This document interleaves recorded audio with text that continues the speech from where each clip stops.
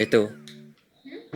มีคนเขาถามว่าอยากให้เขาไปแนะนำห้องการได้ยินว่าเขามีห้องการใหม่สิเปิดว่าอยู่ใส่ในห้องการเขาว่ามี3 บอนได้เลยเดี๋ยวมื้อนี้สิพาไปเบิ่งว่าที่บริษัทเฮามีห้องการจักบอนและมีบอนได้เด้ไปโอเคทุกคนตอนนี้เฮากำลังจะเดินทางพาไปเบิ่งตึกที่1กันเลยไปเบิ่งว่าเฮาสิเป็นจังได๋อยู่ใกล้ๆกันนี่แหละ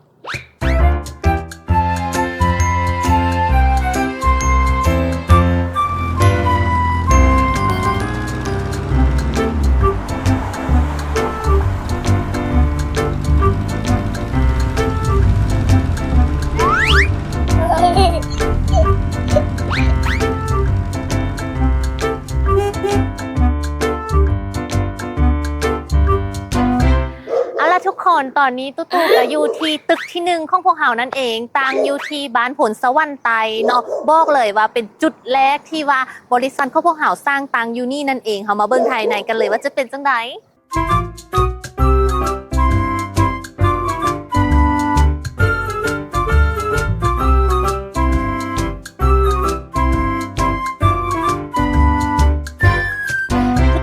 ตอนนี้นะเขาก็มาถึงตึกนี้เรียบร้อยละอ่ะต่อไปกันเลยว่าเขาจะไปตึก2ก็คือตึกใหม่ที่เขา5ก็สร้างขึ้นเพื่อห้องรับพนักงานที่มีจำนวนหลายเขาไปเบิ่งกันเลยว่าตึก2จีมีความสวยงามส่ำใด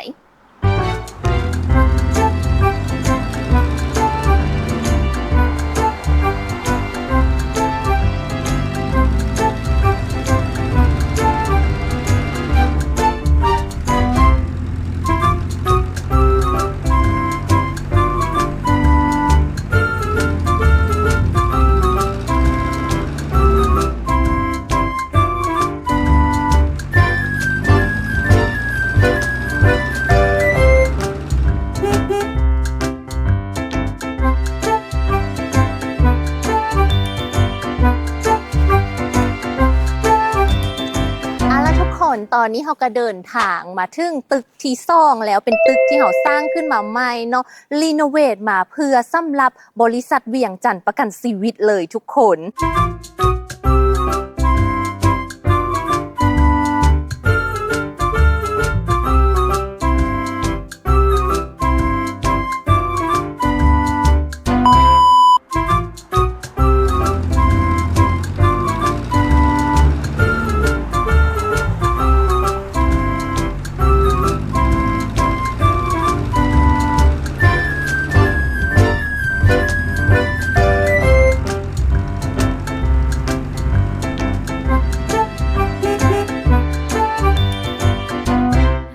ทุกคนตอนนี้เขาก็เดินทางมาถึงตึกที่3แล้วนั่นก็เป็นตึกใหม่ที่เขากำลังก่อสร้างนั่นเอง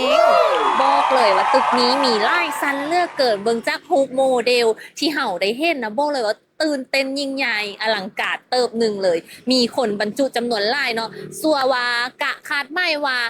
บริษัทจะสร้างตั้งเสร็จภายในปีหน้าเบิ่งจากท้ายปีหน้าเนาะเขามาเบิ่งไปพร้อมๆกันว่าเมื่อสำเร็จสมบูรณ์แล้วจะมีรูปร่างหน้าตาสวยงามส่ำใด